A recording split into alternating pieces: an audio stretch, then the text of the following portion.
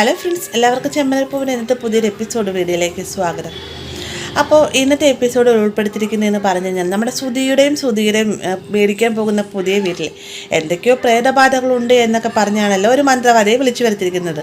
അദ്ദേഹം വീട് ഫുള്ളും പരിശോധിച്ചതിന് ശേഷം പറയുന്നുണ്ട്, ഈ ഒരു വീട്ടിൽ ലൈറ്റുകളെല്ലാം ഓൺ ചെയ്തിട്ടുള്ളൂ. ഞാൻ മന്ത്രങ്ങൾ ജപിച്ച് അവസാനം വരുന്ന സമയത്ത് ഈ ലൈറ്റുകളെല്ലാം തന്നെ ഓഫായി പോവുകയും എൻ്റെ ലൈറ്റ് മാത്രം ഓണായി കടന്നു കഴിഞ്ഞാൽ ഇവിടെ പ്രേതബാധയുണ്ട് എന്നാണെന്നൊക്കെ പറയുമ്പോഴത്തേക്കും എല്ലാവരും പേടിയോടുകൂടി തന്നെ കണ്ണുകളടച്ച് പ്രാർത്ഥിക്കുന്നുണ്ട്. എന്നാൽ നമ്മുടെ സച്ചിയാകട്ടെ പുറത്തേക്ക് ഇറങ്ങി ചെന്നതിന് ശേഷം മെയിൻ സ്വിച്ച് ഓഫ് ചെയ്യുകയാണ്.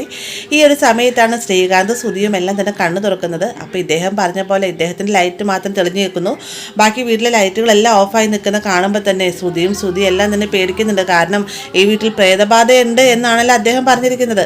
അതുകൊണ്ട് തന്നെ സുധി വേഗം തന്നെ സുധിയോടായിട്ട് പറയുകയാണ്, ഈശ്വര ഈ വീട്ടിൽ പ്രേതബാധ ഉണ്ടെന്ന് തോന്നുന്നു, സുധി കണ്ടില്ല. അദ്ദേഹം പറഞ്ഞ പോലെ തന്നെ അദ്ദേഹത്തിൻ്റെ ലൈറ്റ് മാത്രമാണ് ഓണായിരിക്കുന്നത് എന്നൊക്കെ പറയുന്ന സമയത്താണ് സച്ചി പുറത്ത് വന്നിട്ട് പറയുന്നത്, എടാ നിനക്ക് ഈ ഒരു പ്രശ്നത്തിന് പരിഹാരം വേണോ എന്ന് ചോദിക്കുന്ന സമയത്ത് വേണം എന്ന് സുധി മറുപടി പറയുമ്പോഴത്തേക്കും ഞാൻ എന്നാൽ മെയിൻ സ്വിച്ച് ഇടാം, അന്നേരം ലൈറ്റുകളെല്ലാം തന്നെ ഓണായിക്കോളുമെന്ന് സച്ചി പറയുന്ന നേരത്താണ് സച്ചി മെയിൻ സ്വിച്ച് ഓഫ് ചെയ്തുകൊണ്ടാണ് ലൈറ്റുകളെല്ലാം ഓഫായി പോയതെന്ന് ഇവർക്ക് മനസ്സിലാവുന്നത്. വേഗം തന്നെ സുധിയും സച്ചിയെ വഴക്ക് പറയുന്നുണ്ട്.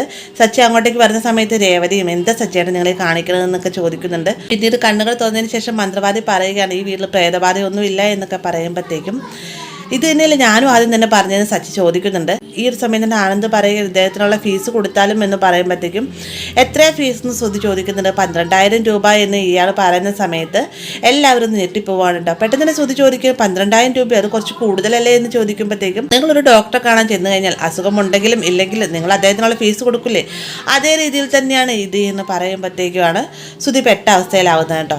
എന്നാൽ സുധിക്ക് പൈസ കൊടുക്കാൻ മടിച്ചു നിൽക്കുന്ന കാണുമ്പോൾ തന്നെ മന്ത്രവാദി പറയണമെന്നൊരു കാര്യം ചെയ്യാം, ഞാനൊരു പ്രയത്നം ഇങ്ങോട്ട് കൊണ്ടുവരാം, എന്നിട്ട് അതിനെ ആവാഹിക്കാനായിട്ട് ഞാൻ നാളെ വരുന്ന സമയത്ത് നിങ്ങൾ ഈ ഒരു ഫീസ് തന്നാൽ മതി എന്നൊക്കെ പറയുമ്പോഴത്തേക്കും സുധി വേഗം പറയണം, അയ്യോ വേണ്ട ഞാൻ ഫീസ് അയച്ചേക്കാം എന്ന് പറഞ്ഞുകൊണ്ട് ഈ ഒരു 12,000 രൂപ ഇദ്ദേഹത്തിൻ്റെ അക്കൗണ്ടിലേക്ക് ഇട്ട് കൊടുക്കാൻ കേട്ടോ.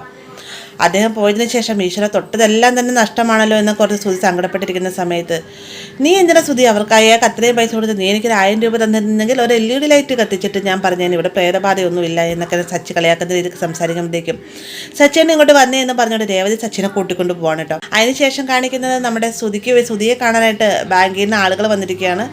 സുധി ഈ ഒരു പ്രോപ്പർട്ടി വെച്ചിട്ട് ലോണിന് വേണ്ടി അപേക്ഷിക്കുന്നുണ്ടല്ലോ, അതിന് വേണ്ടിയിട്ടാണ് ഇവർ വരുന്നത്. ഇവർ വന്നതിന് ശേഷം ഈ ഒരു പ്രോപ്പർട്ടിയെ കണ്ടിട്ട് പറയുന്നുണ്ട്, 2,75,00,000 രൂപയൊന്നും കിട്ടുകയില്ല, നിങ്ങൾക്ക് 2 കോടി രൂപ തരാമെന്നൊക്കെ പറയുമ്പോഴത്തേക്കും ഇത് 5 കോടി രൂപയുടെ വീടാണ് സാർ, കുറച്ചും കൂടി പൈസ കൂട്ടി കൊടുക്കാൻ സാധിക്കുകയില്ല എന്ന് രവി ചോദിക്കുന്ന നേരത്തെ ഞങ്ങൾക്ക് കുറച്ച് ലിമിറ്റേഷൻ ഉണ്ട്, ഞങ്ങൾക്ക് 2 കോടിയിലധികം നൽകാൻ സാധിക്കുകയില്ല എന്ന് ബാങ്കുകാർ പറയുന്നുണ്ട്. സുധിയാണെങ്കിൽ സാരമില്ല സാർ അത് മതി എന്നൊക്കെ പറഞ്ഞിട്ട് ഈ ഒരു ലോണിൻ്റെ കാര്യങ്ങളെല്ലാം ശരിയാക്കാനുള്ള കാര്യങ്ങളൊക്കെ ചെയ്യുമ്പോൾ തന്നെ സുധിയെ മാറ്റെടുത്തിട്ട് ചോദിക്കുന്നത്, ഇനിയിപ്പോൾ 75,00,000 രൂപയ്ക്ക് നമ്മൾ എന്ത് ചെയ്യും സുധി എന്ന് ചോദിക്കുന്ന നേരത്ത് എനിക്കൊരു ബുദ്ധി തോന്നുന്നുണ്ട്, നീ ഇങ്ങോട്ട് വാ എന്നും പറഞ്ഞുകൊണ്ട് സുധീനെ കൂട്ടിക്കൊണ്ട് സുധി എല്ലാവരും അടുത്ത് ഹാളിലേക്കായിട്ട് ചെല്ലാട്ടെ. ഈ ഒരു സമയത്ത് അവിടെ എല്ലാവരും ഉണ്ടാവും. സുധി വേഗം എന്ന് പറയണ്ടേ, അച്ഛനോടും അമ്മയോടും മാത്രമായിട്ട് ഒരു കാര്യം സംസാരിക്കുന്നുണ്ട്, ബാക്കി എല്ലാവരും പുറത്തേക്ക് പോകാൻ പറയുന്ന സമയത്ത് രവി പറയുന്നുണ്ട്, ഇവിടെയുള്ള ആരെയും മാറ്റി നിർത്തിയിട്ടൊന്നും പറയണ്ട, നിനക്ക് പറയാനുള്ള കാര്യങ്ങൾ ഇവിടെയുള്ള എല്ലാവരും കേൾക്കാൻ രീതിക്ക് പറഞ്ഞാൽ മതി എന്നൊക്കെ പറയുന്നത് സുധി പറയുകയാണ്. നിങ്ങൾ എല്ലാവരും കേട്ടല്ലോ, ബാങ്കുകാർ 2 കോടി രൂപയെ തരാമെന്ന് പറഞ്ഞിട്ടുള്ളൂ, ബാക്കി 75,00,000 രൂപയ്ക്ക് ഞാനിപ്പോൾ ഒരു വഴി കണ്ടുപിടിച്ചിട്ടുണ്ട്, നമ്മുടെ ആ ഒരു വീട് വിട്ടതിന് ശേഷം എൻ്റെ അവകാശം എനിക്ക് തന്നേക്കാൻ പറയുന്ന സമയത്ത് എല്ലാവർക്കും അത് ഷോക്കാവുന്നുണ്ട് കേട്ടോ. ദേവി വേഗം പറയുന്നുണ്ട്, ആ ഒരു വീട് ഇവളുടെ പേരിൽ മാത്രം എഴുതി കൊടുത്തു കഴിഞ്ഞാൽ ഇവളെന്തെങ്കിലും അതിബുദ്ധി കാണിച്ചാലോ എന്ന് വിചാരിച്ചിട്ടാണ് ചന്ദ്രയുടെ അച്ഛൻ അന്ന് എൻ്റെ പേര് ഗുണം കൂട്ടി ചേർത്തത്, എൻ്റെ ആ ഒരു വീട് വിൽക്കുന്നതിൽ എനിക്ക് താല്പര്യമില്ല എന്ന് പറയുമ്പോഴത്തേക്കും ശ്രീകാന്തും സച്ചിയും എല്ലാം തന്നെ അതേ രീതി സപ്പോർട്ട് ചെയ്ത് സംസാരിക്കുകയാണ് കേട്ടോ. ഇത് കേൾക്കുമ്പോൾ തന്നെ സുധിക്ക് ദേഷ്യം അടക്കാനാകാതെ തന്നെ പറയുന്നത്, നിങ്ങൾക്ക് 2 പേർക്കും ഞാൻ ഈ ഒരു വീട് മേടിക്കുന്നതിൽ അസൂയ തോന്നിയിട്ടാണ് എന്നൊക്കെ പറയുമ്പോഴത്തേക്കും സ്വന്തമായിട്ട് അധ്വാനിച്ച പൈസ കൊണ്ട് വേണം വീട് മേടിക്കാൻ, അല്ലാതെ ഇങ്ങനെ അച്ഛൻ്റെ സ്വത്തുകൾ അച്ഛൻ്റെ അമ്മയുടെയും ഷെയർ നോക്കിയിട്ട് ഒരു കാര്യം ചെയ്യാൻ നിൽക്കരുത് എന്ന് രേവതി പറയുമ്പോഴത്തേക്ക് ഇത് ഞങ്ങളുടെ വീട്ടുകാര്യമാണ്, അതിനകത്ത് നീ എന്ത് കാര്യത്തിന് ഇടപെടണമെന്ന് സുധി ചോദിക്കുന്നുണ്ട്. അവൾക്ക് ഇടപെടാനുള്ള പൂർണ്ണ അവകാശമുണ്ട്, അവൾ എൻ്റെ ഭാര്യയാണ് സച്ചി മറുപടി പറയുകയാണ് കേട്ടോ. ഒരു വീട് സ്വന്തമായിട്ട് ഇവൻ്റെ ഭാര്യയ്ക്ക് കിട്ടുന്നതിന് വേണ്ടിയിട്ടാണ് ഇവനിങ്ങനെ പറയുന്നതെന്നൊക്കെ പറഞ്ഞുകൊണ്ട് സച്ചിയോട് വളരെ മോശമായ രീതിക്ക് സുധി പെരുമാറുമ്പോഴത്തേക്ക് സച്ചി ദേഷ്യടക്കാനാവും സച്ചി വേഗം സുധിയുടെ ഷോൾഡറിന് കുത്തിപ്പിടിക്കുകയാണ് കേട്ടോ. അതിനുശേഷം ഇരുവരും തമ്മിൽ അടിയും ബഹളാവുന്ന ഘട്ടത്തിലേക്ക് വരുന്ന സമയത്ത് രവി ദേഷ്യപ്പെട്ടിട്ടാണ് ഇരുവരും അടിയും ബഹളം അവിടെ തീരുന്നത്.